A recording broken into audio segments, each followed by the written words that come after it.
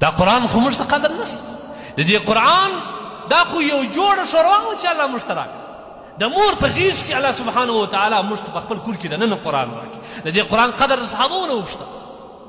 حضرت عمر رضی الله تعالی عنه د اسلام نه در مخه ډېر زیات اسلام خلاف سړی او ډېر زیات مسلمانانو سره ظلمونه کول. د دې د خاندان یو منځه و اسلام یې راوړی و، لبینه نومېده. دا یې دومره سخته وواله دومره سخته وویل چې په هولو کې بېهوش کړه، لیکن هغه د ایمانه نه اوښته. یوه ورځ یې توره راواخیسته، د لاسې راویسته، وایي زم نن د محمد رسول الله صلی الله علیه وسلم سر قلم کاټو، دا لانجې به ختمې شي. دا زموږ په دین کې لاسوهنه کوي، د وخت څخه زموږ دین دی دی ډېر خراب دی. راووتی چې راووتی په لاره کې د یو قبیلې سړی په مخه ورغی. هغه ورته چېرته ځې؟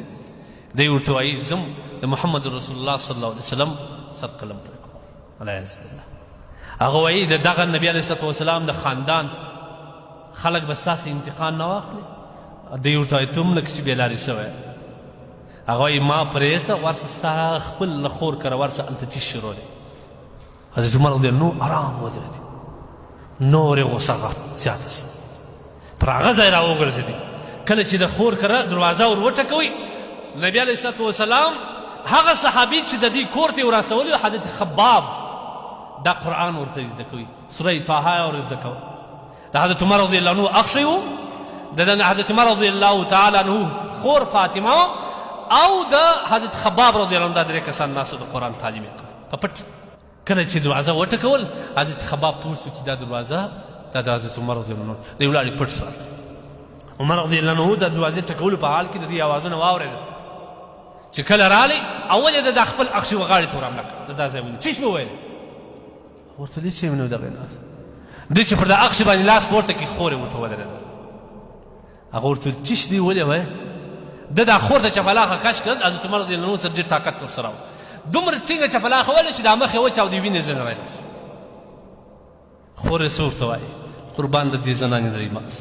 هغه وایي اوس خو همدا کوې چې بند پر بند مې ټوټې ټوټې کوې، قسم دې مې په خدای که دا دین ور پرېږدم. حضرت عمر رضی الله عنه چې کله خور ته وکتل دا وینه پر بهیږي، د ده غوسه ټنډه شوه. بهرحال د کښېناست، وایي راوړي کوم قرآن دی زه یې وګورم دا څه شي دی. هغه ورته وایي نه نه نه، ورشه یې ور ولمبېږه، د کفر نه حوست چې د ستاسې لرې شي بیا به ترکوي. حضرت عمر رضی الله تعالی عنه لاړې ولمبېدې، د هغې خوا چې رالې حضرت خباب رضی الله عنه چې د خوشحالۍ اوازونه واورېد، دی هم راووتی، سوره طه یې ورته شروع کړه. حضرت عمر رضی الله عنه ورته زنګېدي زنګېدي د سترګو اوښکې تویې شوې. کوم عمر چې نن د رسول الله صلی الله علیه وسلم په قتل سره وکړی. حضرت خباب ورته وایي حضرت عمر ته، ای عمره، نبي علیه الصلوة والسلام یو څو ورځې مخکې د خدای څخه خواست وغوښتې، ستا د ایمان یا د ابوجهل د ایمان؟ هغه ته نیکبخته شوی. هغه وایي نبي علیه السلام چیرې دي؟ ده ورته وویل چې د صفا د غونډۍ سره لاندې دارالارقم دي، په هغه کې د یو صحابه ناست و، څو صحابه ایمان راوړی. کله چې هلته ورغلی، د ده سره توره دنیا مکشل ده ورسره ده. صحابه وچول دي، صحابه راوځغستل، نبي علیه الصلوة والسلام ته وویل عمر را روان دی، په توره یې په لاس کې ده، خدای دې خیر کړي.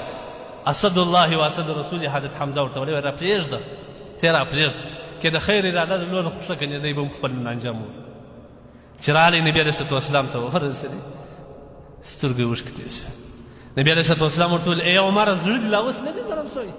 د داسې لاندې کتل، یا رسول الله اسلام راته ووایه. نبي علیه الصلوة والسلام په دومره غټ اواز باندې الله اکبر ویلې چې د مکې معظمې شاوخوا ټول غرو د ازانګه واورېد. نبي علیه الصلوة والسلام پر سینه یې لاس ورکېښوي، دعا یې وکړه. حضرت عمر رضی الله عنه ایمان راوړی. دا څه شی دی؟ دا دع قرآن یوڅو آیتونه. کوم قرآن چې موږ تاسو نن بې وفایي ورسره، هغه قرآن چې موږ تاسو تلاوت ته نه یې وله، هغه قرآن چې موږ او تاسو د ځان لپاره یو غټ بوج بولو چې راوایخو. تاسو وګورئ پر یو آیات باندې الله څومره اجرونه ورکوي، لیکن موږ ستاسو نیکي همیشه سره ځای ته کړو.